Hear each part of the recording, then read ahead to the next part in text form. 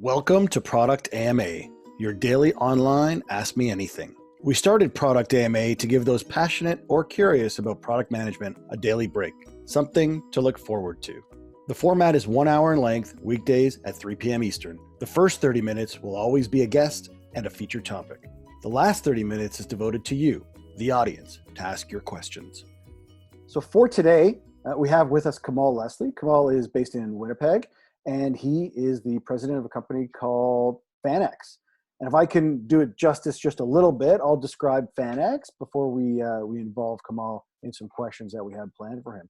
So Fannex is a platform that supports properties with engaging fans and capturing data to support various business objectives, including sponsorship and ticketing.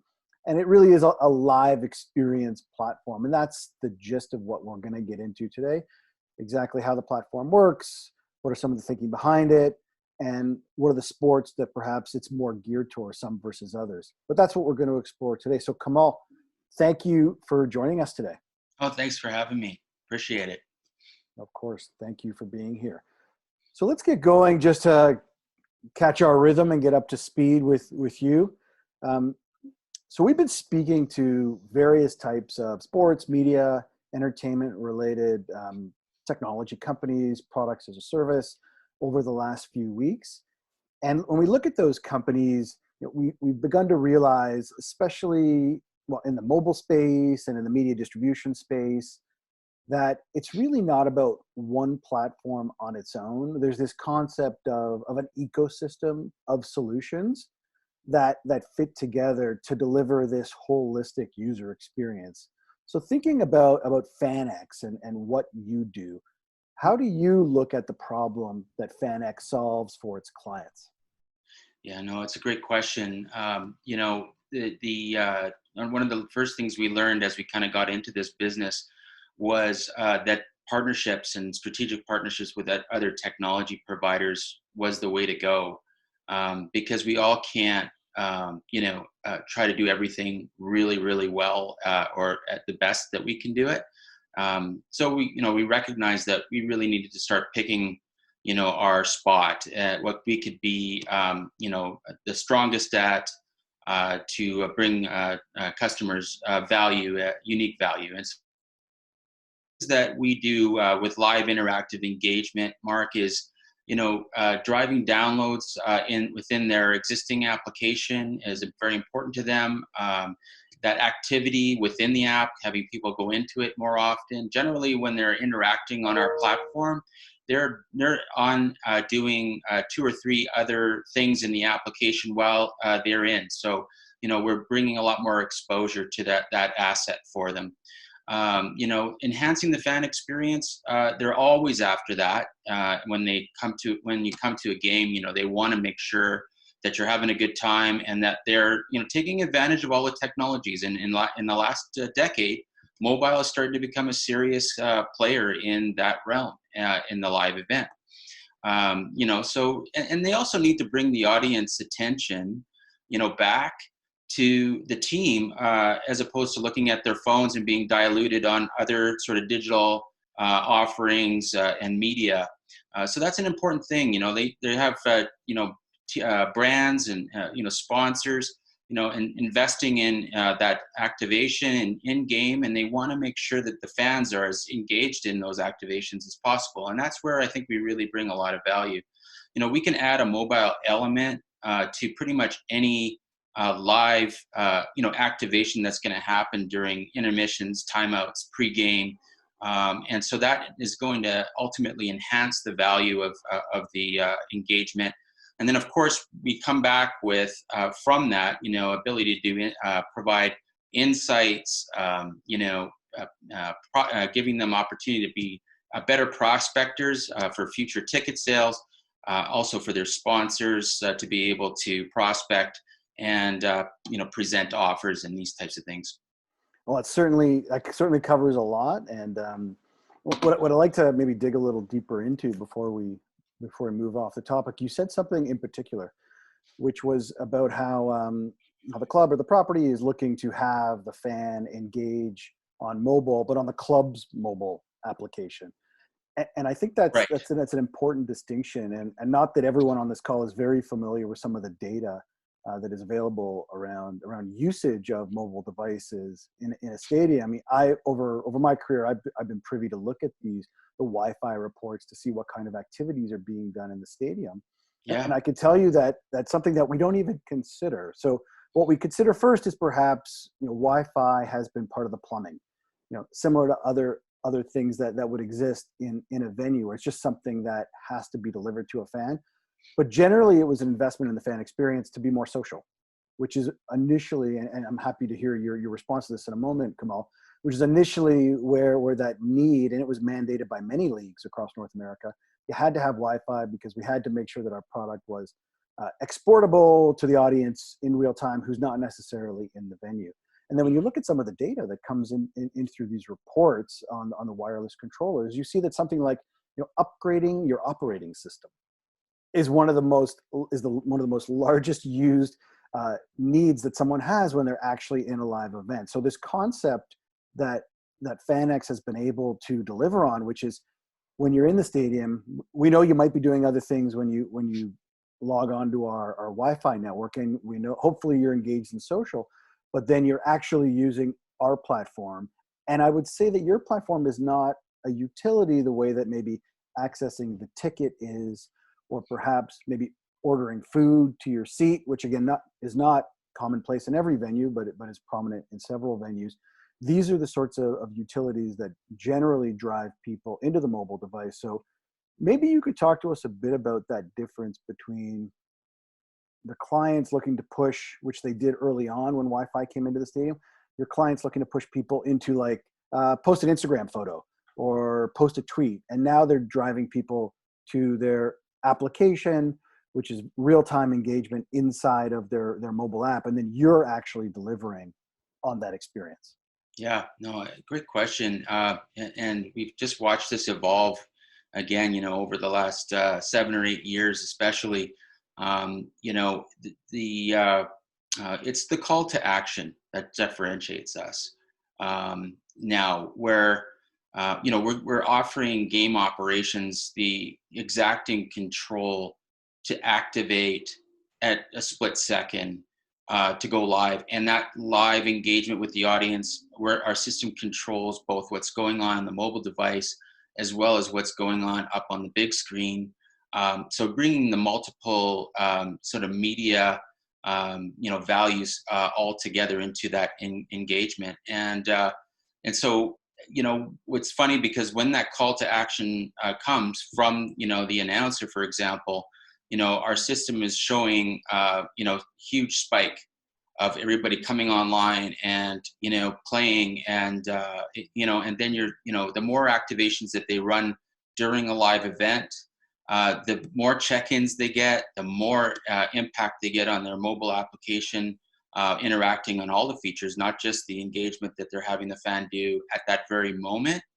Uh, Making it simple, instead of having to go on, say, social is fantastic. I mean, nobody's going to question that.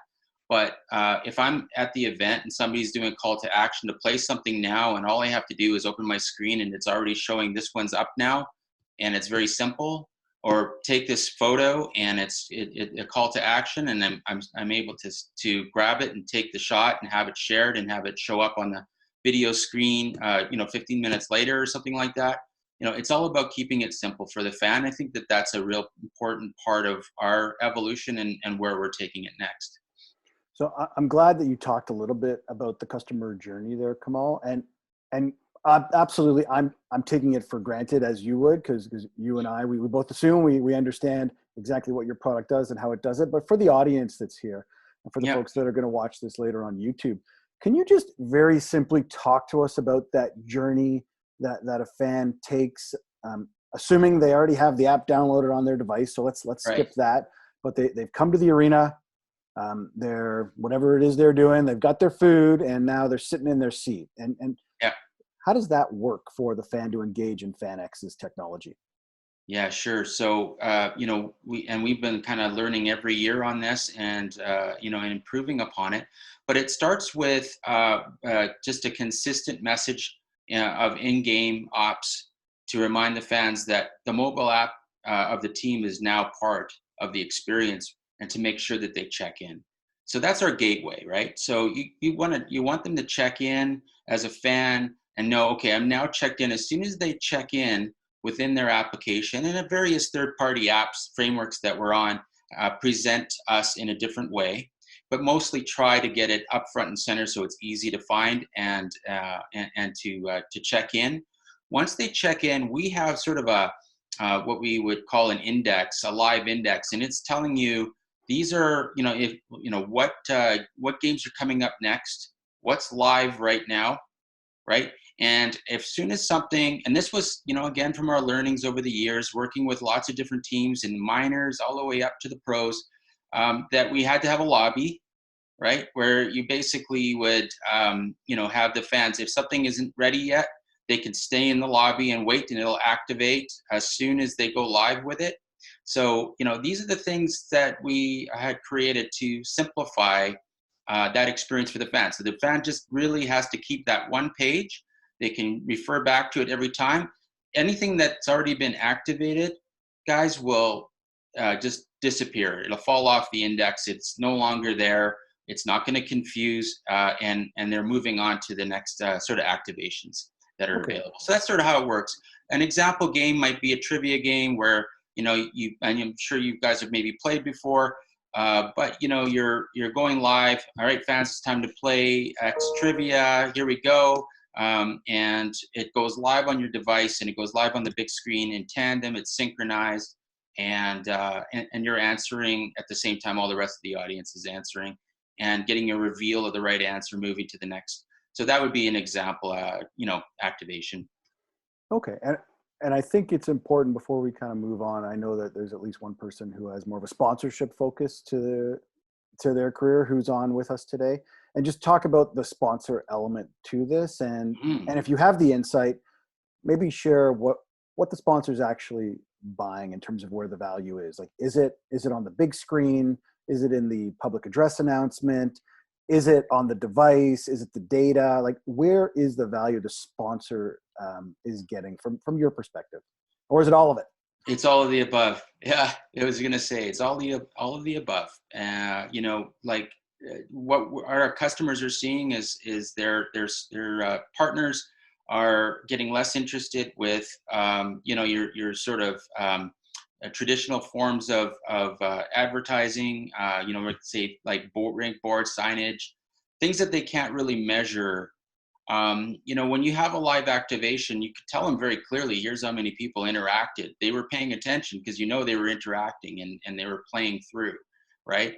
And it's also the recognition. Recognition improves immensely when somebody's actually interacting with you in a gaming sort of format, as opposed to just having maybe a commercial spot play on a big screen when people are kind of having their beer and checking out what's happening around them, having conversations with their friends and that type of thing, which is all great. That's why we go to events. But sponsors want to see how many people interacted today with my activation. The other thing is we give them the controls to customize and brand that experience, to tweak that experience and configure it the way they want to meet the sponsor needs.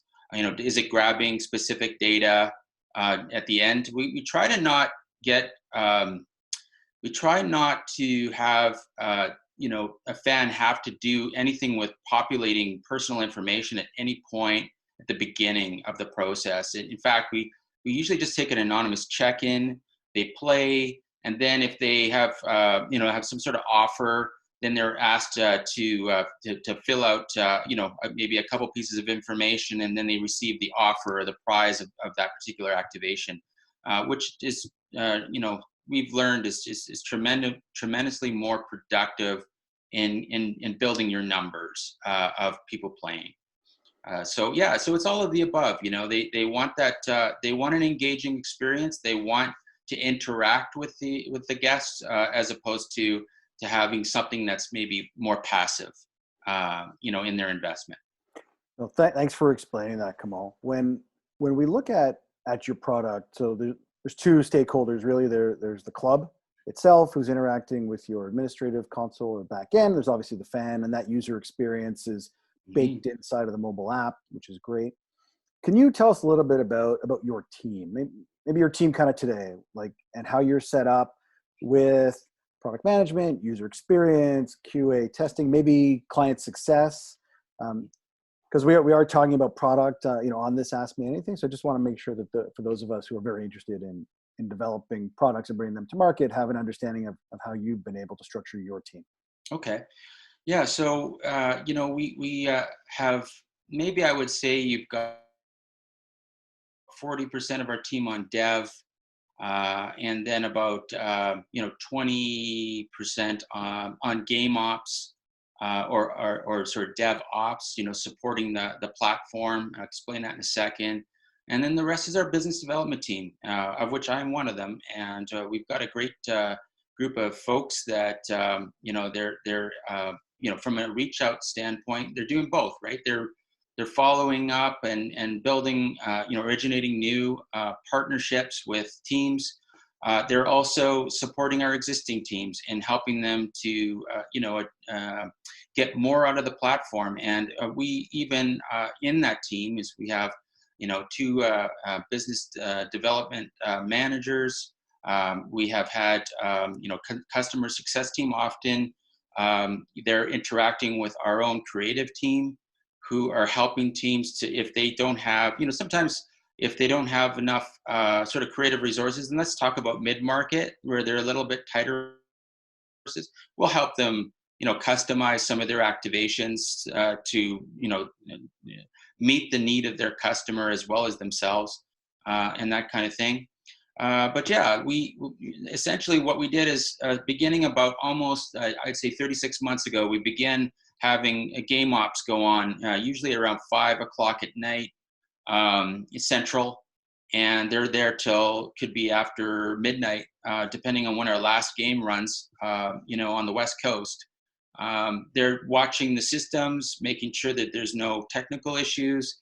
We're paying attention to our customers. If we see that maybe they set something up wrong, we're in touch with them and we're letting them know. And because nobody wants to fall on their face in front of thousands of people in an audience. And that's order number one for us. We've got to do a really good job making sure that, that the customer has complete confidence. And I'll tell you, it took us years to finally break into sports and be able to do something like this in front of an audience, because game presentation knows things have to be 100%. There's really no, margin of error for them. Like, they don't want something to fail in front of thousands of people. If something fails on a website momentarily, it's a different thing than when it happens in front of thousands of people who are witnessing it together. So those are, things that our team always are on top of. And yeah, so I think that, basically that would be sort of the breakout of the team that we have currently. And the more teams that we will have on board, the more we'll expand any of those teams. No, thank you for explaining that, and for specifically honing in on that priority around client success, especially in the live event experience. For those people who are joining us today who maybe don't have that live event experience, I mean, I can tell you as well from experience, it is a nerve-wracking place to be. I'm sure that my gray hairs, or the hair that I did have, has fallen by the side after many of those late nights and issues. I'm with you there with the gray hair stuff. Yeah. Earned. For those, we earned it. Thank you. So for those of you who joined us kind of in progress, we're speaking to Kemal Leslie, who's the president of FanX, a real-time mobile engagement platform. And if you have questions for Kemal, we're absolutely going to get to those. We'll get to those shortly, and you can ask them directly in the chat here on Zoom. So Kemal, I know you mostly in hockey, and maybe we can talk a little bit about the NHL teams. Like, you have several that you're with. Tell us maybe a little bit about how hockey, and I'm not focusing on NHL in this regard, but hockey in general, lends itself well to your platform and that real-time engagement.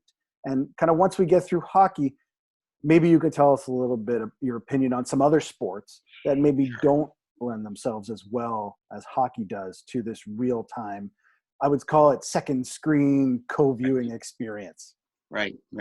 Sure. So, honestly, like I was going to say, we came by hockey, honestly, being, a group of folks from Winnipeg, Canada, and we're very hockey centric. And so that's where our start came. So kind of came up with the initial idea that with the concept of what we were building in digital. And then of course, who are you going to talk to first? Say, like True North Sports Entertainment, who've been a wonderful partner for us, from day one.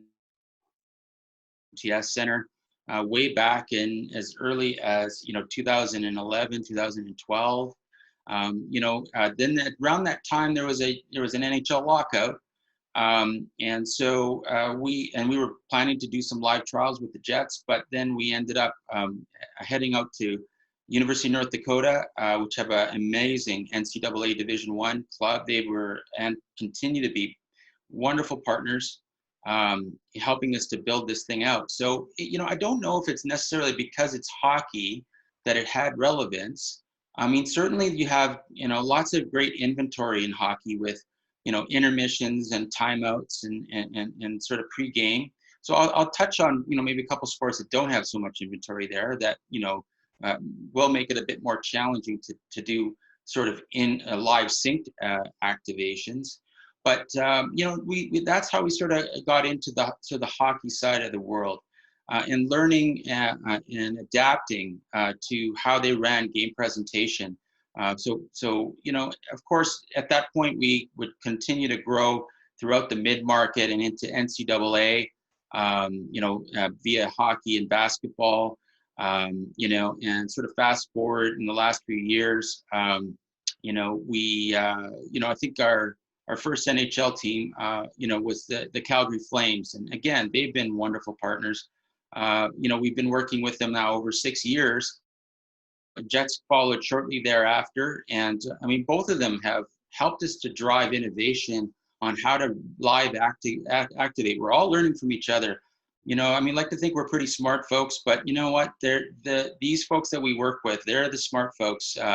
Well, I'm not going to, that made it come out the wrong way, but I mean, our team is certainly amazingly capable. But look at what these folks bring us in ideas is what adapts our technology and evolves our technology, and makes this product better for more teams to be able to use it and benefit from the learnings that we've all done with our early adopter folks. So we're over probably 25, 28 hockey teams now.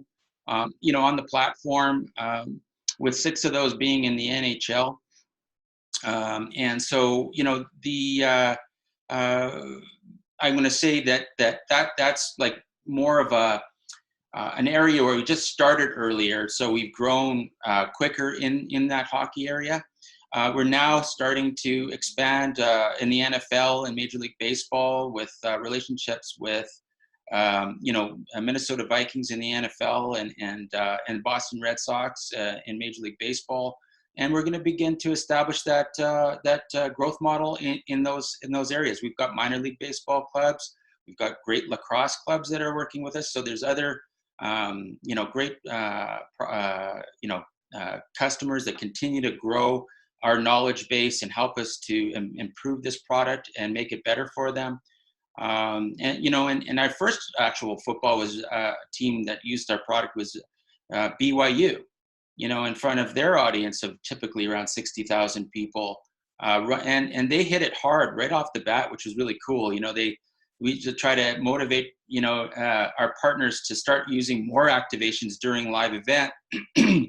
And, it's funny because BYU just came in and was hit hard 4 different activations. And on day one, they went live with 4 different activations, sold to 4 different partners, and since then have continued that drive and are now, we're now talking about new things with them that are very exciting and bring us even big steps forward from there. So these are great partners. I would say Mark, basketball, there's less intermission. Obviously, got a halftime. It's not like as much that you would have with the number of intermissions in other sports. So that's going to make it a bit more challenging to run a synchronized type of interaction. But that doesn't stop them, from opening up an activation and letting folks play all game long and then drawing a prize, say at halftime, and that type of thing. So they don't always have to be synchronized. We're creating more activations that can either be synchronized or, to the big screen, et cetera, and be all done at the same time. Or they can actually, be run over a longer period of time and at home or wherever the fans happen to be. Yeah. So thanks for going into the depths of the platform and how it applies to various sports and locations. We're gonna revisit that shortly during this call. What I want to get to, there's absolutely some product people who are joining us today who are asking more product specific questions. So Sure. if I can summarize what they're asking, there's two questions really. So one is, who's owning the product in your world, and then who, as that person who's owning the product, who is prioritizing, and the innovation that you've already mentioned today is coming from your clients, and then how that gets prioritized within your own roadmap or sprint planning, so that you're releasing the right product at the right time to meet the needs of that client you're looking to close or client you're looking to renew. Yeah, no, it's a great question. So who owns the product internally? It started with me creating concepts of the initial platform, and setting settings on our journey at that point. And as we started to bring our partners in and our own internal team, they all contribute to the vision of this. We have it's very simple. We have a Slack channel, and every time we get a great idea from a customer or from internal team, we're throwing that in our Slack channel, and we're taking stock of them, and we're starting to prioritize what seems to have the most resonance for what we should be working on next and putting into our backlog next. The other thing is that we're departing from just offering pre-made games for our prospects. We've learned that our customers, have such wonderful innovation ability, as we've been discussing, and that is something that hit us right in the head about almost 2 years ago. It's like, we'll never keep up with all these great ideas they have. Can you make it do this? Can you change this? How about if this game happened, right? So it's like, we're not keeping up with all that. I mean, because the more teams we have, the more that ideas and innovation. And then we just kind of went, you know what? Think about production industry and tools that people use to produce videos or movies or what have you. You're giving you're giving these creators tools. That's what we need to do, right? We need to be better at giving the tools to our customers to have instead of like every time a customer asks for a certain, say, a game construct or something, that we're going into a whole development, period on it. Instead, we're building tools to help them actually create and design their own games using the tools on our platform. So our next generation platform is scheduled to come out in our MVP in around May, and towards the end of May. And on that platform, there's a module called Playmaker, which will allow them to start building out an activation and a game that they can run with their fans, and then fully load up with their own customized content and have their fans interact with it. So we see that as being where we need to go next, is giving them lots of really good tools to help them create. And in doing so, our library of interactive games will grow than we've ever been able to build them in the past, because now it's not requiring a developer every time we want to add a new type of game concept. We're actually having the tools there to kind of build out that game concept, and now it's an activation, and now it can be applied to any customer to have the ability to use it. I'm glad that you're referencing this don't need a developer to deploy scenario. It's something that we've heard a lot of over the last few weeks on Product AMA. Yeah. As you have that library of games that can be played, one of the other questions that we've got for you today is around kind of the demographics and the personas, I'll call them, that certain games are geared toward, and how that understanding of your client's fan base leads them to choose one of your games in your library versus another, and just trying to understand if that kind of connection between the data, the fans, the library of games that you have, is that something that your clients actively look at you to help them understand in their planning, or is it more a little, yes, that seems like a good idea, let's try it? Yeah, we're probably around that stage right now, Okay. Mark. Yeah, because I think that's a very interesting question, and I would think that we're going to get more sophisticated about an answer for that over there. Yeah, in terms of how you define what game is going to be best with what demographic. So it's a great point. It's something that I'll take note of and put more thought into. Well, Right we can now, thank Lee for the question. okay, Lee, thank you. I appreciate that question. That's really good. It makes total sense too. Um, and there's a lot of good study that could go around that and help a customer sort of define, like with a wizard, here's, based on your demographic, these are the games that are super popular and that type of thing. So yeah, great concept. I think we're like just wanting, the key things right now are keep it fresh. So, not keep doing the same thing. From their standpoint, when it's entertainment based, make sure you're always having, new and interesting content to interact with in these sort of games. And yeah, we've seen the gamut. I mean, I think our biggest participation that we've seen at Fannex so far has been over 60% of an audience participating in an activation. And that was not just based on what was the game or the experience, but it was based on how it was executed, how it was promoted. Like all of these other things play a role in the success of an activation, right? So we're bending more there as opposed to, necessarily the game structure right now. We're more focused on, when should the call outs happen to get the fans to check in, how should we remind the fan just before we're getting to the point of a live game? What's the best way to deliver the message, right? And even ongoing communication to the fans about what they're doing in upcoming events, and of course pricing. How they may change up pricing to keep it interesting. I think we all understand how interesting it is. Golf tournament, people tend to leave right after the prizes are handed out immediately, but they stay for that because it's part of the excitement, it's part of the fun. And so we're thinking up, ways of making that sort of experience part of this, because if we can keep fans in the building longer to interact and to use concessions and everything else, it's a great thing for the teams. So you've talked a lot about aspects of the fan journey. You expanded on it just now in your comments. We talked about it earlier already around what are those big kind of moments of truth related to getting people in and out of the app to play the games. When I was listening just now to all of the pieces that go into a successful activation, let's say from right from cradle to grave, like the whole gamut of the life cycle of it.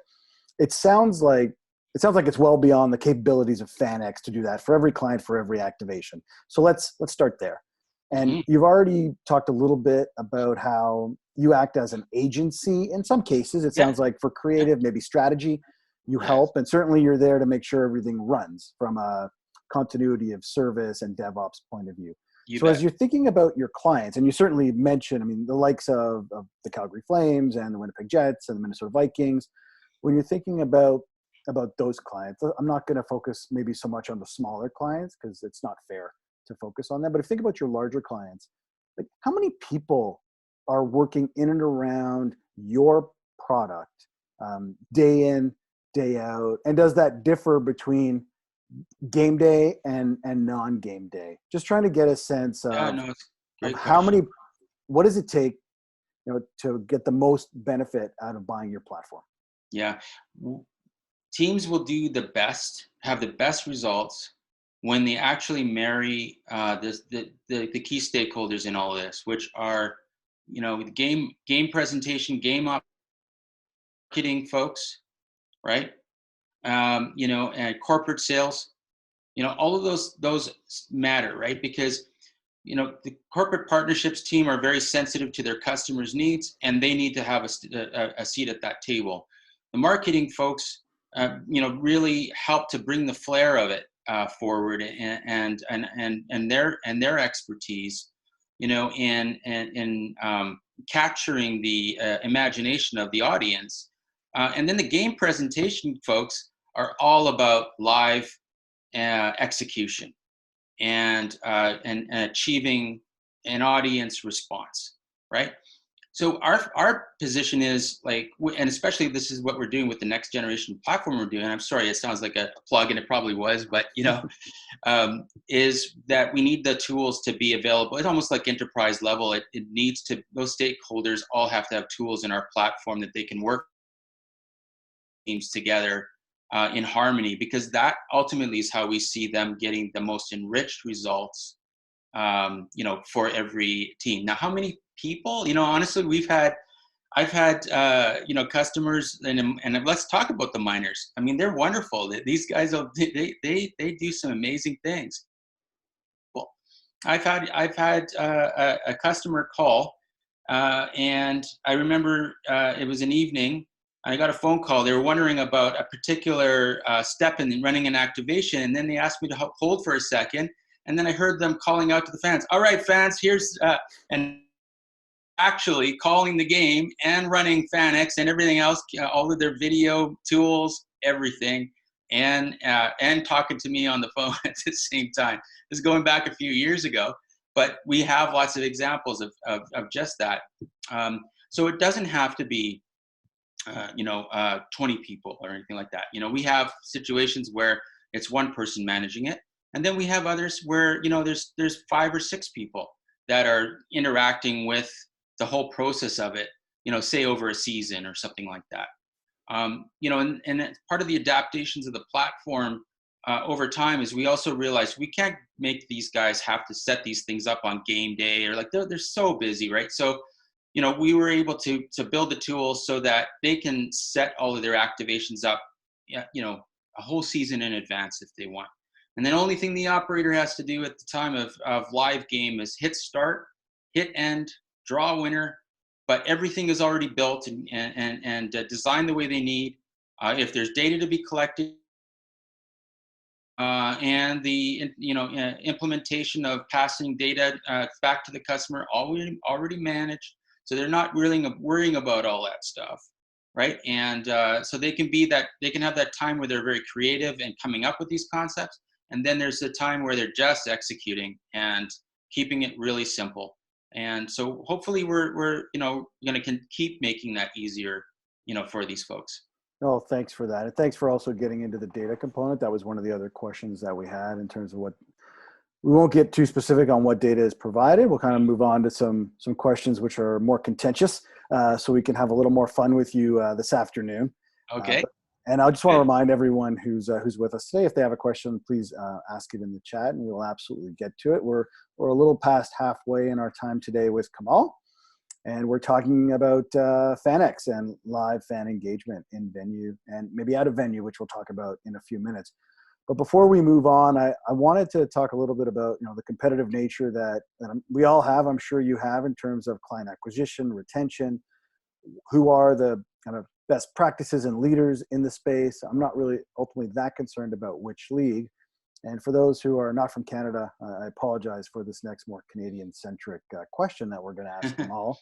But there's some of us, at least the people that I can recognize, on the list of attendees today, that are from the Toronto area.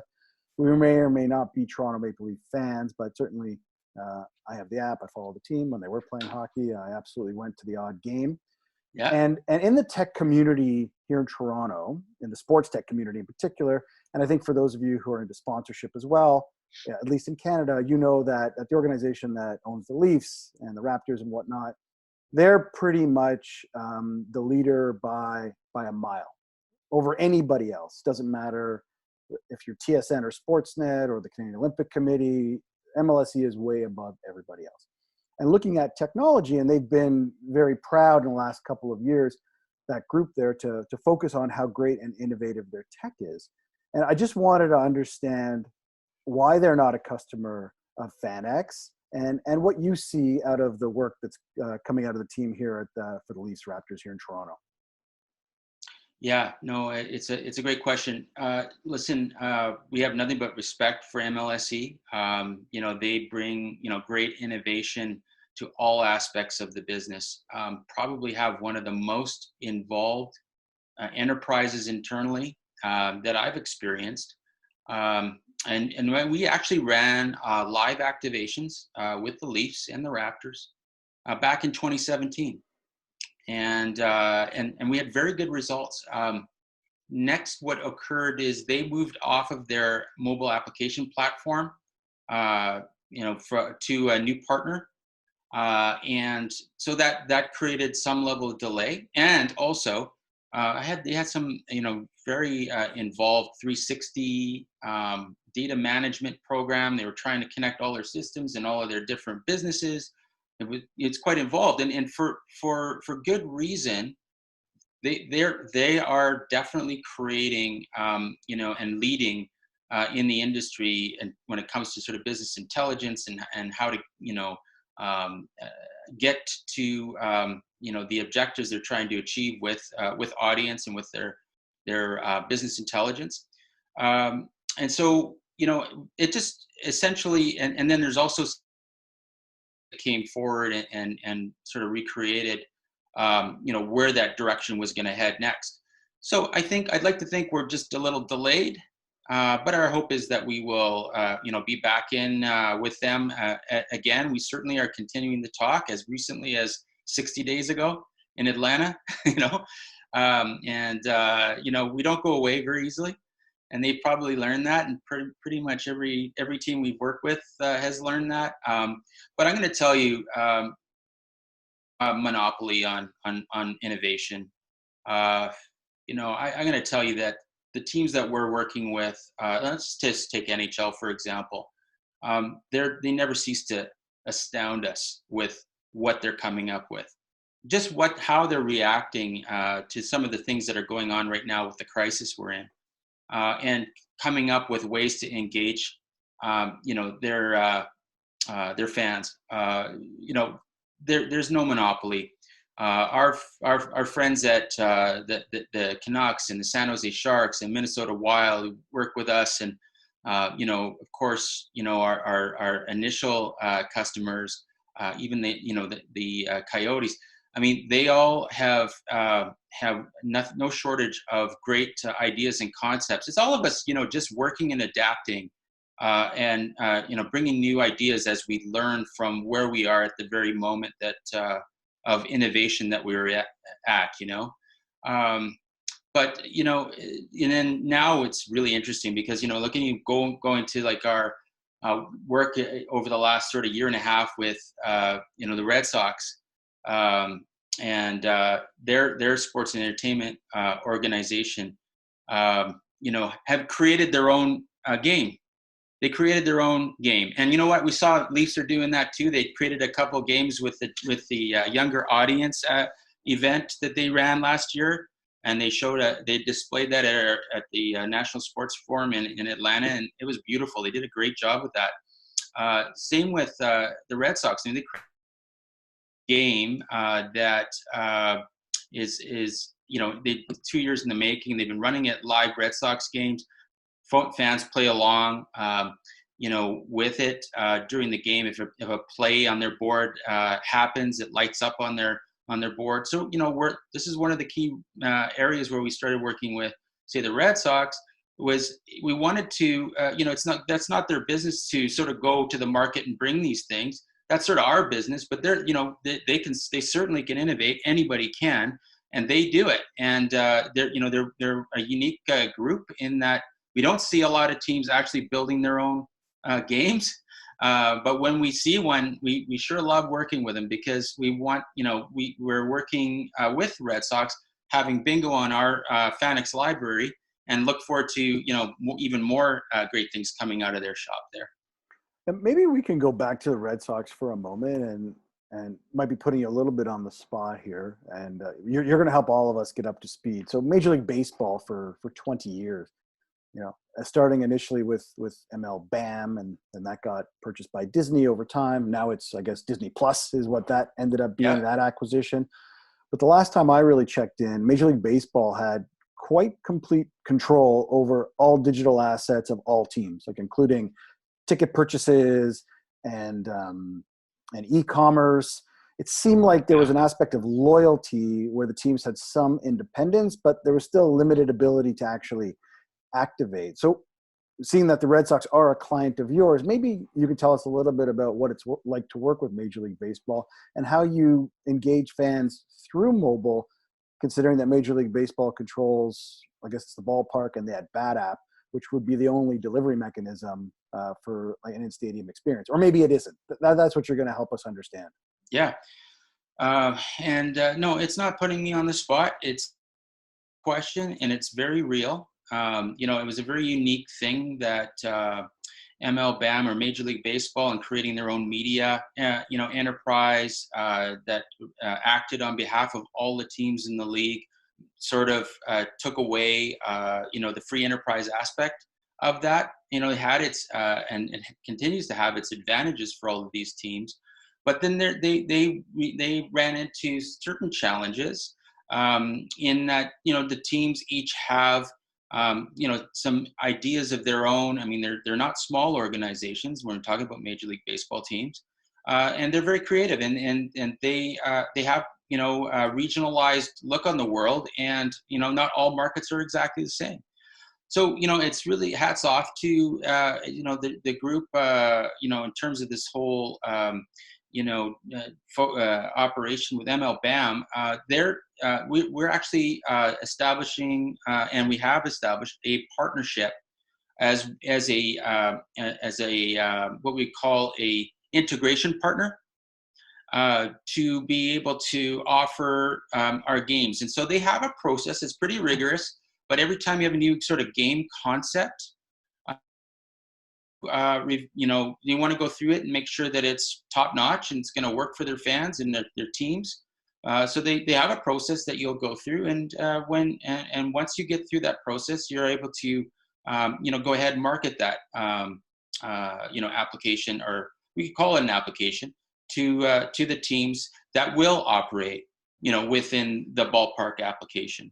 So similar to the Apples or the Shopify's or whatever of the world, the marketplaces. Major League Baseball has one too. Thanks for bringing us into that world for just a moment. As we near the end of our time together for today, you are an entrepreneur, you are a founder. I mean, I know that you have received some kind of an investment from the hockey team there in Winnipeg to help power your journey, and congratulations on what you've achieved and continue to achieve.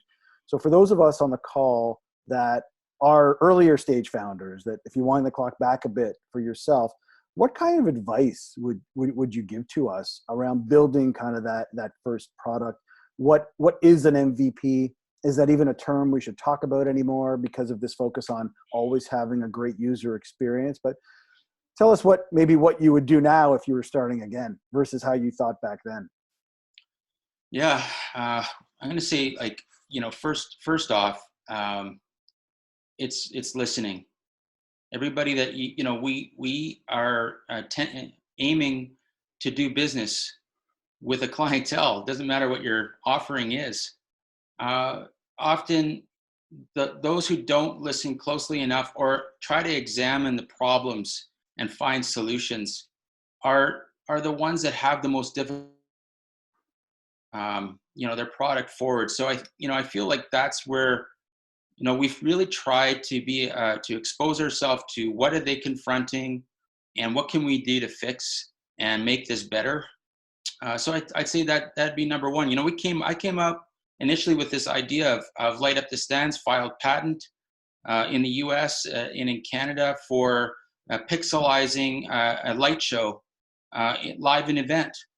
That was the initial product that went to the market with, expected, left a pretty successful practice at General Electric to start into this. And that was almost 10 years ago. And my expectation was I was going to be selling these licenses like hotcakes in 90 days. But the issue is, at the time, using mobile in a live event was unheard of. It was not even really being thought about all that often. And in fact, BlackBerry was king, and we never had anything like a 3G. So what it forced us to do is consistently adapt and pivot, and you have to do that. So to advance, you've got to listen, adjust, pivot, and our product and our offering is entirely different now than where we kicked it off. So I love the idea of lighting up the stands and having everybody synchronize and everything. That was a great vision, but that was my vision. It didn't necessarily. And people are, companies are using that now. But it's kind of like for us now, we kind of see it as it's a one-time, more or less, type of gag type of thing, whereas customers need a lot more value than that in a platform where they can continually engage their audience, right to the mobile device, and be able to hit a lot of these important metrics that we've discussed during today's chat. So that's the adjustment, and that was also, I'm going to say, you just can't lose heart. You're going to get hit with challenges, and look, we're all getting hit with one right now. We're all sharing in it, but the only thing we can do is, we got these wonderful imaginations. We just have to keep using them and keep driving at the problems that are put in front of us, and we will solve most of those problems, and we will advance as a result. We'll all be stronger and better for it. I can assure. That'd be my advice.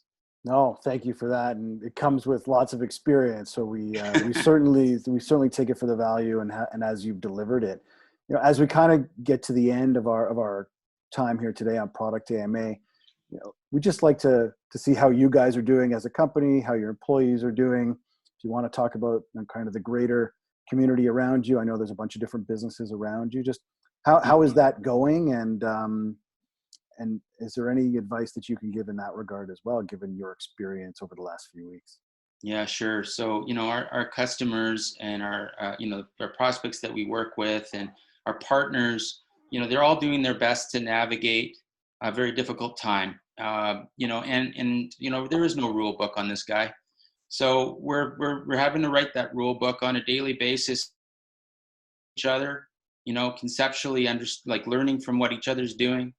One of the first things we thought about was, how can we help our teams and even, customers we don't have yet, maybe use our platform, to engage their audience from afar. So basically at home, they want to keep in touch with their fans. They want to keep interacting with their fans. They want to, keep that connection going. And so we kind of looked at it and went, we need to offer them the opportunity to use the platform and help them through this time frame, and let them continue to engage the audience as best they can during this time.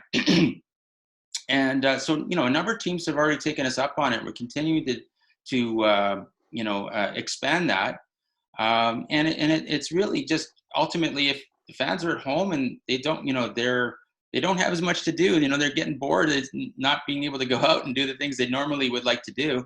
So, why not give them other things to do at home to keep engaging them and make it fun and just keep them with you, because we're all going to get through it. And so this is an approach that we've taken. And so there's certain mid-market leagues that we know ended their season, but they're busy planning what they're doing for next season. And then others that, like I said earlier in the call, that are looking optimistic about having some playoffs during the summer months. All very unusual. No real rule book around that, but they're coming up with their plans. They're not stopping, and and that's motivating for me to be just to watch that, and it motivates us to try to follow suit and do the same sort of thing. No, so that's really amazing to hear, and your perspective and your experience play so much into the maturity around what you've shared with us today. I want to thank everyone for joining us today. We had a great turnout on the call. For those who enjoyed the kind of content that we pumped out today or over the last few weeks, please share that Product AMA is here. And Kemal, I want to thank you very much for joining us today and taking the time out of, I'm sure, is a new routine that you've had to create.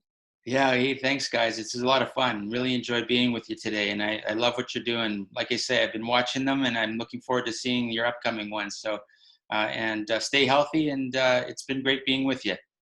Kemal, thank you so much. And everyone else, enjoy the rest of your day. Have a good long weekend. I know it'll be a unique one. And happy Easter to anyone who's celebrating. Yes, absolutely. Thank you. Follow Product AMA on Twitter and send us your topic suggestions. We look forward to seeing you soon.